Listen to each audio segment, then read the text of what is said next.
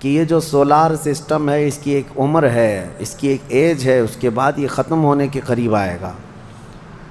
تارے اپنی اپنی عمر مکمل کر کے بلیک ہولز میں جا رہے ہیں۔ گیلیکسی کے اندر جو سٹارز ہیں ان کی عمر ایک لیمیٹڈ عمر بتائی جا رہی ہے، اس میں سورج کی بھی عمر ہے، چاند کی بھی عمر بتائی جا رہی ہے۔ یہ سائنس کی باتیں ہیں، لیکن اللہ نے قرآن میں فرمایا چاند اور سورج یہ ٹکرا دیے جائیں گے، تارے ایک دوسرے سے سب ٹکرا دیے جائیں گے۔ اذا الشمس کورت واذا النجوم انکدرت، 30ویں پارے میں اللہ تعالیٰ نے اس میں فرمایا جب سورج کو یعنی ٹکرا دیا جائے گا اور ستارے آپس میں ٹکرا دیے جائیں گے اور سورج کالا ہو جائے گا، یعنی کچھ نہ کے برابر رہ جائے گا قیامت کے قریب۔ وَإِذَا الْجِبَالُ سُيِّرَتْ، اور پہاڑ جو ہے نا اڑا دیے جائیں گے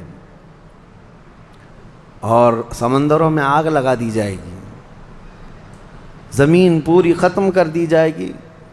اور سورہ قارعہ میں آپ نے پڑھا ہوگا یوم یکون الناس کالفراش المبثوث وتکون الجبال کالعہن المنفوش، تم لوگوں کو دیکھو گے کہ پتنگوں کی طرح سے اڑ رہے ہوں گے، اور پہاڑوں کو دیکھو گے کہ روئی کا پھا جو ہوتا ہے، روئی کا پہا اس طرح سے پہاڑ بکھر چکے ہوں گے۔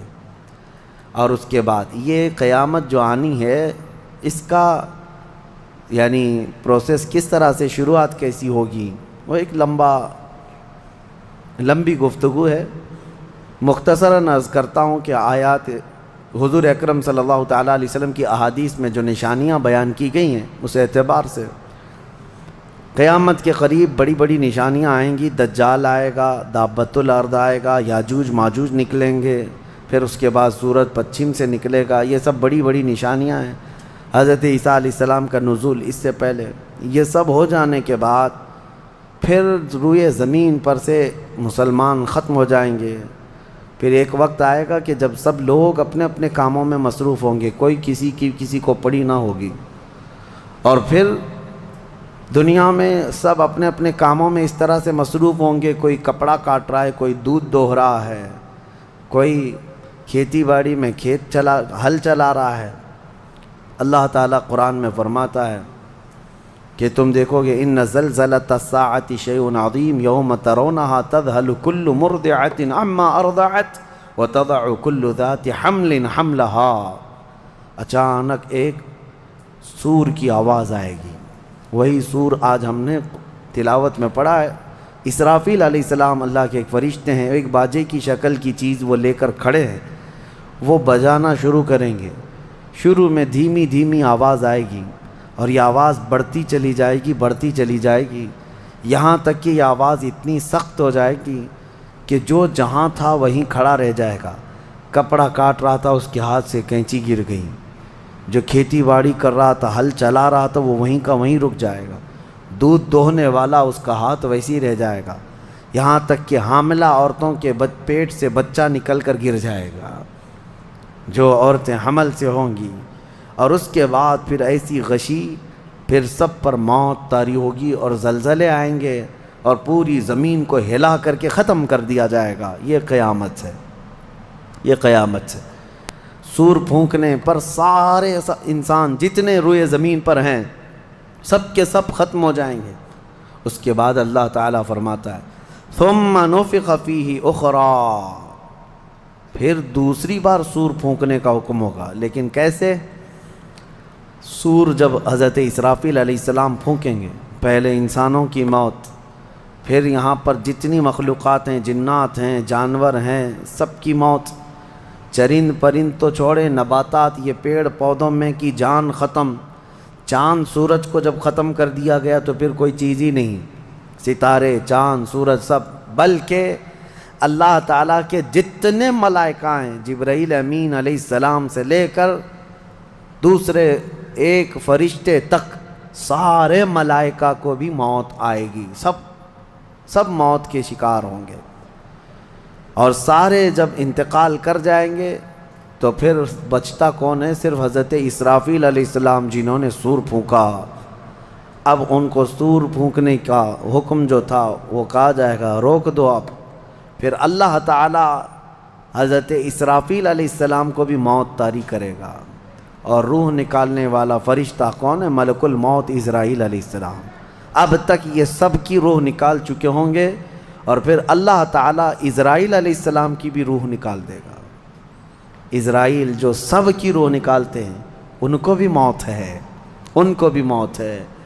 اور پھر ہم نے پڑھا کل شیء ہالک الا وجہہ، ہر شے فنا ہو جائے گی سوائے رب العالمین کے. کل من علیہا فان ویبقى وجہ ربک ذو الجلال والاکرام، جو کچھ بھی ہے سب فنا ہو جائے گا، تمہارے رب کی ذات صرف باقی رہے گی، کوئی نہیں باقی رہے گا. پھر جب مولا کی مرضی ہوگی رب تبارک و تعالیٰ دوبارہ اسرافیل علیہ السلام کو اٹھائے گا. اسرافیل علیہ السلام دوبارہ اٹھیں گے، اور پھر ان سے کہا جائے گا دوبارہ سور پھونکو، پھر سے پھونکو. اب جب دوبارہ حضرت اسرافیل علیہ السلام سور پھونکیں گے تو یہ زندگی کا سور ہے. پہلے والا یہ نفخہ اولا اس کو کہتے ہیں، وہ موت کا تھا، اور نفخہ ثانیہ حیات کا ہے، زندگی کا ہے. اب رب تعالیٰ نے جو وعدہ فرمایا تھا کہ ہم تمہیں موت کے بعد دوبارہ اٹھائیں گے، یہ وعدہ اس وقت پورا ہوگا. اب دوسرے مرتبہ جب سور پھونکنا شروع کرتے ہیں اسرافیل علیہ السلام، کتنے انسان آئے گئے، آدم علیہ السلام سے لے کر قیامت تک سب وہ زمینوں میں جہاں کہیں ہوں گے. کسی کو جلا کر ختم کر دیا گیا ہو، کسی کو جانور کھا گیا ہو، کسی کو پانی میں ختم کر دیا ہو، کسی بھی طرح سے، لیکن مولا تعالیٰ سب کو اٹھانے والا ہے. لیکن فرمایا حدیث پاک میں ہے کہ یہ دوسری سور پھونکنے کے بعد سب سے پہلے روئے زمین پر جو اٹھیں گے وہ محمد الرسول اللہ کی ذات. میرے آقا صلی اللہ تعالیٰ علیہ وسلم فرماتے ہیں میں اپنی قبر سے اٹھوں گا سب سے پہلے، اور محشر کے میدان کی طرف جو حضور جائیں گے تو فرماتے ہیں حضور صلی اللہ علیہ وسلم اٹھیں گے، ان کے بعد ابو بکر صدیق، ان کے بعد عمر فاروق رضی اللہ تعالیٰ عنہ، پھر ساری کائنات کو اللہ اٹھائے گا. اور جب رسول کریم صلی اللہ تعالیٰ علیہ وسلم فرماتے ہیں میں میدان قیامت میں اس حال میں آؤں گا کہ میرا ایک ہاتھ ابو بکر کے کندھے پر ہوگا، دوسرا عمر ابن خطاب کے کندھے پر ہوگا. یقیناً وہ اس دن کے دولہا ہے. قیامت کا منظر ہے جب رسول کریم صلی اللہ تعالیٰ علیہ وسلم تشریف لائیں. اور اس کے بعد رب تعالیٰ نے فرمایا سورہ زمر میں 2 آیتیں آئی ہیں، وَسِيقَ الَّذِينَ كَفَرُوا إِلَى جَهَنَّمَ زُمَرًا. اب جو کفار تھے ان سب کو کھینچ کر کے لایا جائے گا میدان قیامت میں. پہلے تو میں آپ کو بتا دوں پوری تفصیلات قیامت کے میدان میں، اس کے بعد ان آیتوں کی تفسیر پر آتا ہوں. پھر جب سب کو اٹھا دیا گیا تو ایک زمین ہوگی. اب وہ زمین کہاں ہوگی وہ اللہ بہتر جانتا ہے کس جگہ، کیونکہ یہ زمین ہے ہی نہیں، یہ آسمان ہے ہی نہیں، تو پھر اس وقت بنے گا کیا یہ اللہ ہی بہتر جانے. کہاں بنے گا، کس طرح بنے گا، اس میں ہم نہ سوچ سکتے ہیں نہ مثال دے سکتے ہیں. اب آپ مجھے بتاؤ یہ جو زمین جس پہ آپ بیٹھے ہیں یہ ختم ہونے والی، کیا رہے گا نیچے؟ آسمان جو دکھ رہا ہے یہ بھی ختم ہونے والا ہے، پھر کیا رہے گا اوپر ہمیں نہیں معلوم. لیکن اللہ کریم ایک زمین بنائے گا جس کے متعلق کہا گیا وہ تانبے اور پیتل سے بنی ہوئی ہوگی، یہ مٹی والی زمین نہیں. اور پھر اس کے بعد سورج کو پھر دوبارہ زندہ کیا جائے گا، اور سورج کو سب کے سروں پر لا کر کھڑا کر دیا جائے گا. اب وہ زمین اور جس میں سارے انسانوں کو جمع کر دیا گیا ہے، آپ اندازہ کریں وہ زمین میں نہ کوئی عمارت ہوگی نہ درخت ہوگا، وہ بالکل فلیٹ زمین ہے، صرف میدان ہی میدان ہے. ایسا نہیں ہے کہ یہاں پر کوئی میدان اور تھوڑی دور کے بعد کوئی عمارت دکھے گی یا کوئی درخت دکھے گا یا کوئی پہاڑ، نہیں، کچھ نہیں، صرف سیدھی زمین. اسی لیے کہ وہاں تم 500 سال بھی اس میدان میں بھاگتے رہو گے تو سائے کے لیے ایک پتا بھی نہیں ملے گا، ایک پتا بھی نہیں، کہاں سایہ حاصل کر سکو. لیکن کچھ خوش نصیبوں کے لیے اللہ نے فرمایا کہ عرش کا سایہ انہیں اللہ عطا فرمائے گا. وہ کون لوگ ہیں؟ ان میں کئی لوگ ہیں، جس میں سے ایک ہی میں بتاتا ہوں، رجل تعلق قلبہ بالمساجد. وہ ایسا آدمی جس کا دل مسجدوں میں لگا ہوا ہے، قیامت کے دن اسے اللہ عرش کا سایہ عطا فرمائے گا۔ آپ کی نماز ہو گئی، بیٹھے کیوں ہیں؟ نماز ہو گئی، نماز کے بعد چلے جانا چاہیے، لیکن تمہارا دل مسجد میں لگا ہوا ہے۔ انہی لوگوں کی فضیلت میں ہے جب قیامت کے دن کوئی سایہ نہ ہوگا، ان لوگوں کے لیے اللہ عرش کا سایہ عطا کرے گا۔ اب یہ جو سارے لوگ جمع ہوں گے، کسی کو کچھ پتہ نہیں کہ ہونا کیا ہے، کسی کو نہیں پتہ کہ کیا ہونا ہے، نفسا نفسی کا عالم ہے اور سب ایک دوسرے کو تک رہے ہیں۔ اب یہی مسئلہ ہے کہ سارے لوگ وہاں پہ کفار بھی ہوں گے، مشرکین بھی ہوں گے، جتنی امتیں پہلے آئی تھی وہ بھی ہیں، انبیاء بھی ہیں، اولیاء بھی ہیں، صلحاء بھی ہیں، صحابہ بھی ہیں، علماء بھی ہیں، سب ہیں، لیکن کسی کو کچھ سوچتا نہیں کہ کیا کیا جائے۔ یہی بے خبری سے پوری مخلوق جو ہے انبیاء کے پاس جاتی ہے۔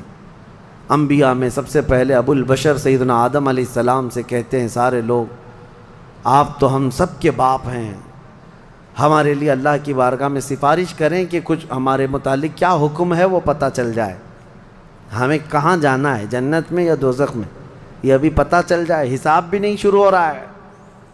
تو آدم علیہ السلام نے فرمایا، وہ فرمائیں گے کہ اے لوگو جاؤ، اس لیے کہ مجھے ڈر ہے اللہ کریم کی بارگاہ میں نے جنت میں وہ ممنوع شجر کا جو پھل کھا لیا تھا، مجھے آج بھی اس کا احساس ہے کہ کہیں رب تبارک و تعالیٰ مجھے اس پر عتاب نہ فرما دے، جاؤ کسی اور کے پاس۔ جتنے نبیوں کے پاس یہ قوم جاتی تھی وہ انبیاء کرام یہ کہتے آج ہمیں خوف ہے اللہ کریم کی بارگاہ میں، وہ قہار ہے، وہ جبار ہے۔ اور میں نے آج ایک آیت یہ بھی پڑھی ہے سورہ مومن میں، اللہ نے فرمایا لمن الملک اليوم، اس دن یہ آواز آئے گی آج کی بادشاہت کس کی ہے، آج کی بادشاہت کس کی ہے؟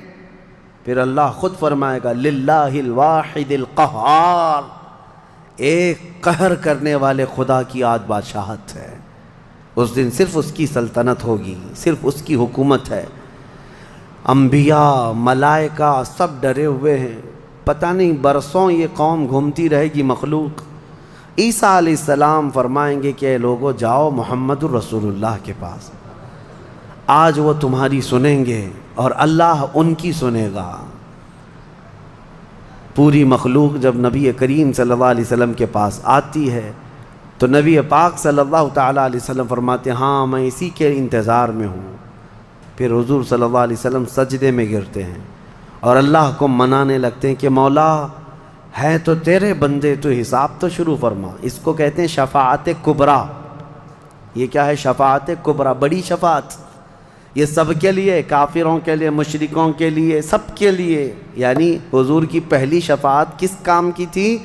کہ اللہ حساب تو شروع کرے، یہ شفاعت کبریٰ ہے، حساب شروع کرے مولا تعالیٰ۔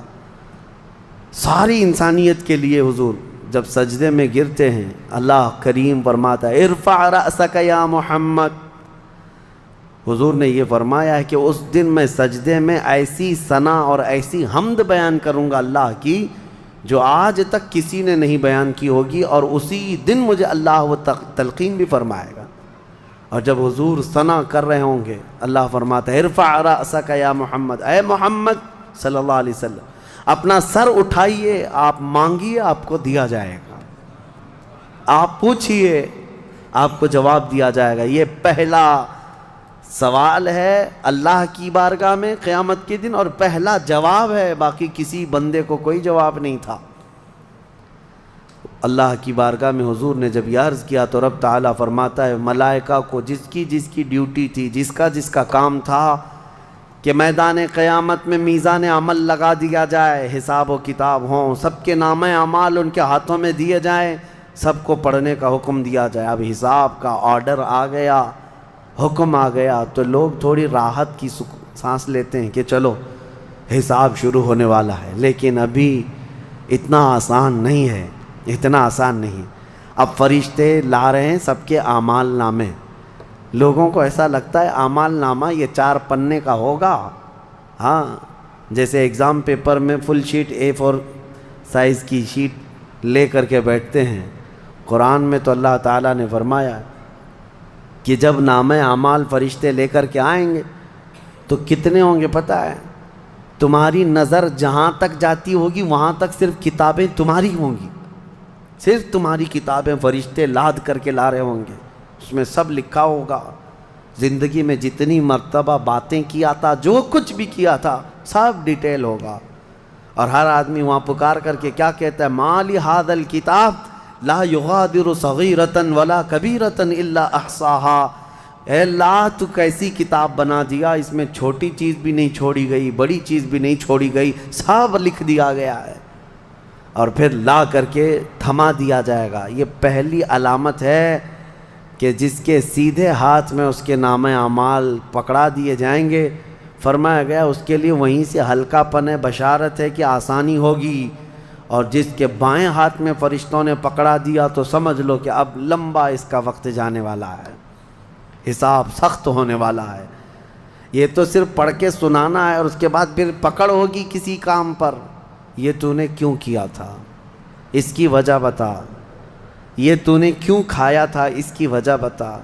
اس کے ساتھ ایسا کیوں کیا تھا، اس کا سبب بتا. صرف پڑھ کر کے سنانا نہیں ہے، جو کیا تھا اس کی وجہ بتانا ہے. اور جب وجہ کچھ نہ ہوگی، حکم آ جائے گا کہ انہیں اوندھے منہ کھینچ کر کے دوزخ کی طرف لے جائیں. یہ قیامت کے دن ہو رہا ہے. اب یہاں پر ایک دوسری شفاعت ہے میرے آقا صلی اللہ علیہ وسلم. اب یہ جو شفاعت ہے یہ خاص امت محمدیہ کے لیے. ایک شفاعت حضور نے فرمائی سارے انسانوں کا حساب شروع ہو جائے. جب حساب شروع ہو گیا تو حضور صلی اللہ تعالیٰ علیہ وسلم پھر سجدہ کرتے ہیں اللہ کی بارگاہ میں. اللہ فرماتا ہے محبوب سر اٹھائیں، پوچھیں، آپ کو دیا جائے گا. حضور عرض کرتے ہیں مولا میری امت کی بخشش آسان فرما دے، میری امت کا حساب آسان فرما دے. اب حضور کو اختیار دیا جائے گا. حضور کی یہ بھولی بھالی امت جہاں جہاں ہوگی، حضور صلی اللہ علیہ وسلم فرماتے ہیں میں ان کو دور سے پہچان رہا ہوں گا. دیکھو میرے عزیزو، بھرا مجمع ہے، کتنی امتیں ہیں. ایک صحابی نے پوچھا یا رسول اللہ ہم کو آپ قیامت میں پہچانیں گے؟ حضور نے فرمایا یقیناً پہچانوں گا. کیسے؟ حضور فرماتے ہیں زندگی میں تم جو وضو کرتے تھے، یہ جو اعضائے وضو ہیں، چہرہ اور ہاتھ، حضور فرماتے ہیں قیامت کے دن یہ سورج کی طرح چمک رہے ہوں گے. اور اسی چمک سے میں پہچان لوں گا یہ میری امت ہے، جس کے ہاتھ چہرے چمک رہے ہوں. جو وضو ہی نہیں کرتا اس کا کیا چمکے گا؟ لیکن حضور صلی اللہ تعالیٰ علیہ وسلم نے حدیث پاک ہے یہ، وضو کے اعضاء کی چمک سے حضور اپنی امت کو پہچان لیں گے، فلاں میرا امتی ہے، فلاں میرا امتی ہے. بہرحال اب اس کے بعد اب میں ان آیتوں کی طرف آتا ہوں. حساب و کتاب ہو رہا ہوگا. سب سے پہلے وہاں پر قیامت کے دن جن کو لایا جائے گا، الگ الگ روایات ہیں، اس میں 3 لوگوں کے متعلق فرمایا گیا، ایک عالم، ایک شہید اور ایک امیر آدمی پیسے والا. حالانکہ تینوں اچھے لوگ تھے. دنیا میں یہ جو امیر تھا بہت پیسہ بانٹتا تھا، اور یہ قاری قرآن تلاوت اچھی کرتا تھا، اور یہ شہید تو جنگ میں شہید ہوا تھا لڑ کر کے. تینوں کا حساب ہو رہا ہوگا. سب سے پہلے رب تبارک و تعالیٰ اس قاری قرآن کو بلائے گا، بتا تو قرآن کیوں پڑھتا تھا؟ وہ کہے گا میں نے تجھے اچھی آواز دی تھی، اچھی آواز دی تھی، تو نے اس آواز کا کیا کیا؟ وہ کہتا ہے میں قرآن پڑھتا تھا بہترین انداز میں. رب تعالیٰ فرماتا ہے تو اس لیے پڑھتا تھا کہ لوگ تیری آواز کی تعریف کریں، کیا آواز ہے؟ اور لوگوں نے تعریف کر دیا. دنیا میں تجھے تیرا بدلہ مل گیا، یہاں قیامت میں کچھ نہیں، جاؤ جہنم میں. مالدار آئے گا، اس سے رب تعالیٰ فرمائے میں نے تجھے بہت مال دیا تھا، کیا کیا؟ کہے گا رب تعالیٰ میں نے غریبوں میں تقسیم کیا ہے، بہت خیرات کیا ہے. اللہ کریم فرماتا ہے کہ تو نے تو یہ نیت سے تقسیم کیا تھا نا کہ لوگ تجھے دیالو کہیں، سخی کہیں، تیری مال کی تعریف کریں. تو لوگوں نے تو وہ تعریف کر دی. دنیا میں جو تجھے ملنا تھا وہ مل گیا، تیری خواہش ہو گئی، یہاں کچھ نہیں. اسے بھی فرمایا جائے گا دوزخ میں ڈال دو. تیسرا جو شہید ہے اس کے لیے بھی رب تعالیٰ فرماتا ہے میں نے تجھے جوانی دی تھی، کیا کیا؟ کہا اے اللہ میں لڑتا رہا کافروں کے مقابل میں اور اپنی جان دے دیا. فرماتا ہے رب تعالیٰ کہ تو یہ سوچتا تھا نا کہ لوگ تیری بہادری کی تعریف کریں، لوگ تجھے بطل جلیل کہیں، مجاہد کہیں، تو یہ لوگوں کی تعریف سننے کے لیے کرتا رہا۔ اگر تیری یہی خواہش تھی اور لوگوں نے تیری تعریف دنیا میں بہت کر دی، اب یہاں تیرا کچھ نہیں ہے، اسے بھی دوزخ میں بھیج دیا جائے۔ یہ ریاکاری ہے۔ یہ پہلا حساب جن لوگوں کا ہونے والا ہے، یہ 3 لوگوں کے بارے میں حدیث پاک میں ہے۔ پھر میرے آقا صلی اللہ علیہ وسلم فرماتے ہیں قیامت کے میدان سے اس وقت تک کوئی پیر ہٹا نہیں سکتا جب تک اللہ 5 سوالات نہ کر لے۔ ان میں سے پہلا سوال یہی ہے کہ اللہ فرمائے گا میں نے تجھے جوانی دی تھی، تو نے کہاں خرچہ کیا؟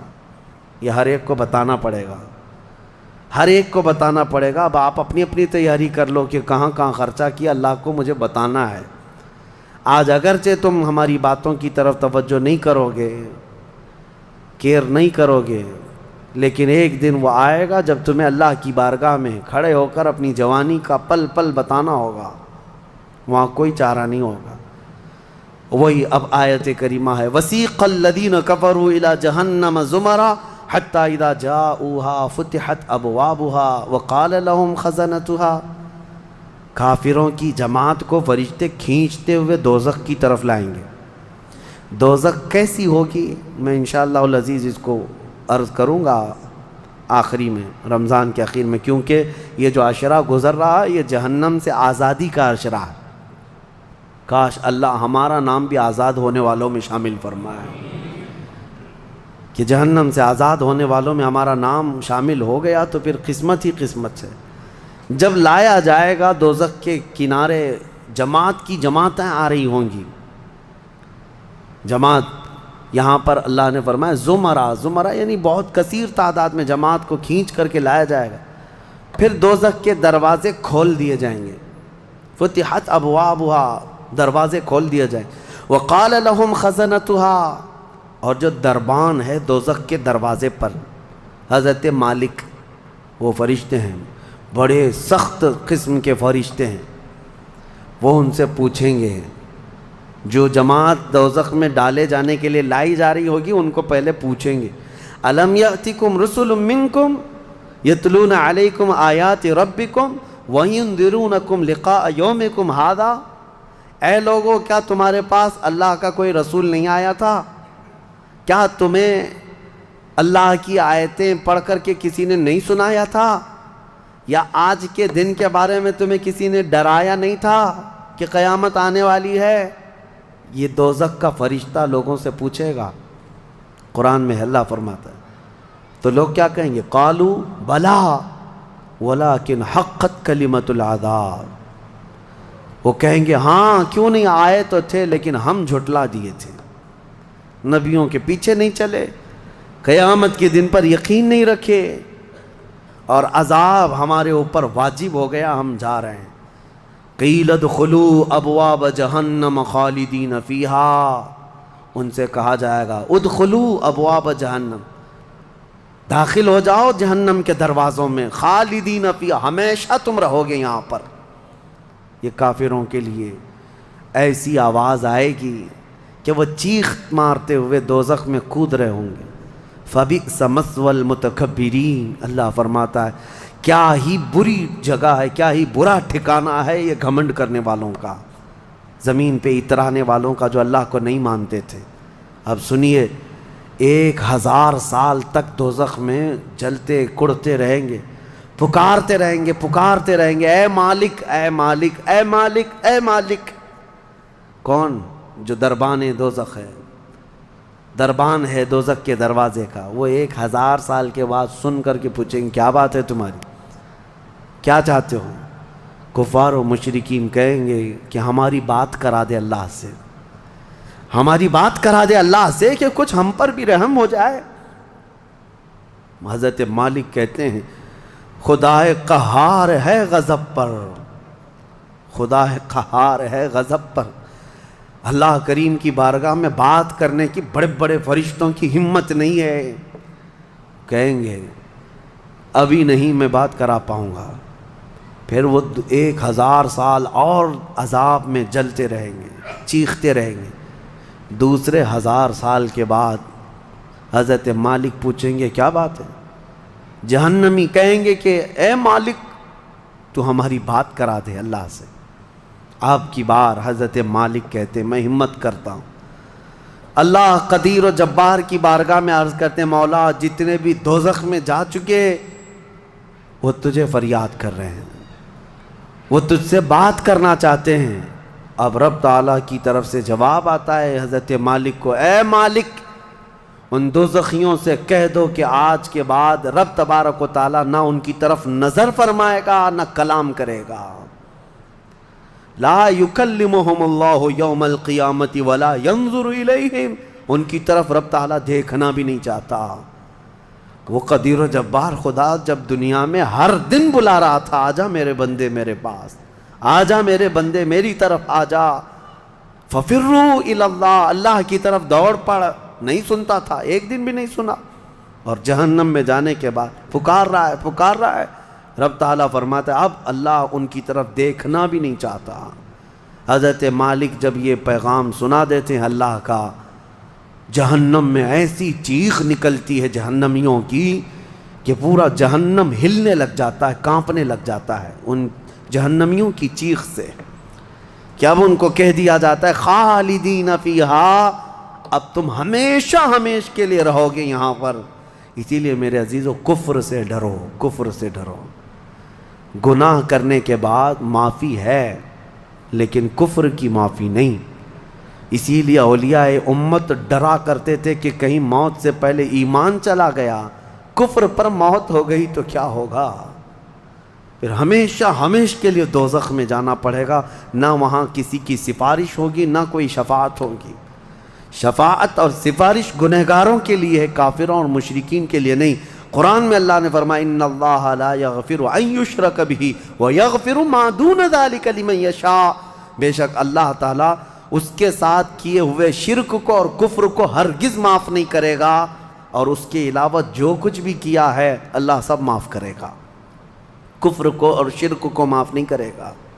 اب سنیے دوسری آیت ہے، وَسِيقَ الَّذِينَ اتَّقَوْا رَبَّهُمْ إِلَى الْجَنَّةِ زُمَرًا، اس میدان قیامت میں کچھ وہ جماعتیں بھی ہیں جو دنیا میں تقوی حاصل کر چکی تھی، فرمان خدا پر چلتی تھیں، ان کی نمازیں ٹھیک تھی، اللہ سے ڈرتے تھے، اپنی راتیں وہ رو رو کر گزارتے تھے، مولا کو پکارتے تھے۔ وہاں قیامت کے دن اللہ اللہ ان کے حال یہ ہیں کہ ان کا استقبال ہو رہا ہوگا، فرشتے ان کو سجا کر کے لا رہے ہوں گے، اور وہ بھی جماعت جماعت کے ساتھ جا رہے ہوں گے جنت کی طرف۔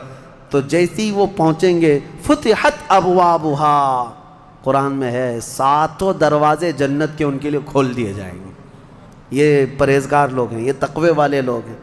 جیسے ہی جنت کے دروازے کھلیں گے وقال لهم خزنتها، وہاں پر بھی دربان ہے ایک، جنت کے دروازوں کا دربان وہ حضرت رضوان ہے علیہ السلام، وہ فرشتہ وہاں پر ہے، جنت کے دربان ہے۔ جیسے ہی یہ جماعتیں قریب پہنچیں گی دروازوں کے، کیا کہے گا دربان جنت؟ وقال لهم خزنتها سلام علیکم طبتم، مبارک ہو، اللہ کی سلامتی ہو تم کو۔ یہ جو ہم سلام کرتے ہیں نا السلام علیکم، یہ جنتی سلام ہے۔ یہ دربان جنت جو داروغہ ہے جنت کے دروازوں کا، وہ سلام کرے گا فرشتہ جو آ رہے ہیں جنت میں، سلام علیکم طبتم، مبارک ہو، خوش آمدید، اللہ کی سلامتی ہو، فادخلوہا، آ جاؤ جنت میں داخل ہو جاؤ، خالدین، ہمیشہ کے لیے، اب تم بھی یہاں سے نہیں جاؤ گے۔ اب ہمارے اس چھوٹی سی زندگی میں بتاؤ میرے عزیزوں، اب اندر جیسے ہی جنتی داخل ہوتے ہیں کیسے، سب سے پہلی نعمت کیا ملتی ہے جنت میں؟ اللہ اکبر، آپ کے لیے اور ہمارے لیے سیب ملے گا، انگور ملے گا، گوشت ملے گا کھانے کے لیے، کیا ملے گا میرے عزیزوں؟ سب نعمتیں اپنی جگہ پر، لیکن فرمایا گیا جنتی جیسے ہی جنت میں پہلا قدم رکھتا ہے محمد الرسول اللہ کھڑے ہوں گے، میرے آقا صلی اللہ تعالیٰ علیہ وسلم ہوں گے اپنے امتیوں کے استقبال کے لیے۔ اس سے بڑی نعمت کیا ہے میرے عزیز؟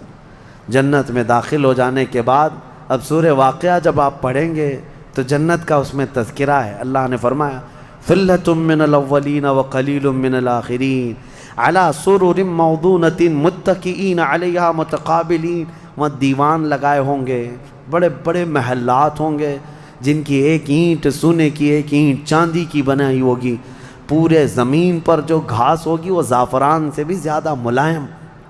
اور اللہ نے کتنی جگہ قرآن میں فرمایا جنات تجری من تحتها الانہار، ایسے باغیچے جن میں نہریں بہہ رہی ہوں گی، اور ایسی نہریں جن کا پانی دودھ کی طرح سفید، شہد سے زیادہ میٹھا اور ٹھنڈا.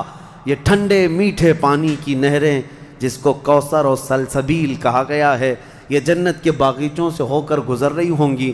جنتی جتنے بھی ہوں گے وہاں پر وہ نہروں کے قریب بیٹھے ہوں گے، ان کے چہرے اتنے چمک رہے ہوں گے، وجوہ یومئذ ناظرہ، ایسے چمک رہے ہوں گے، دمک رہے ہوں گے، 14ویں کا چاند ان کے چہروں کے سامنے پھیکا ہوگا. یہ جنتیوں کے چہرے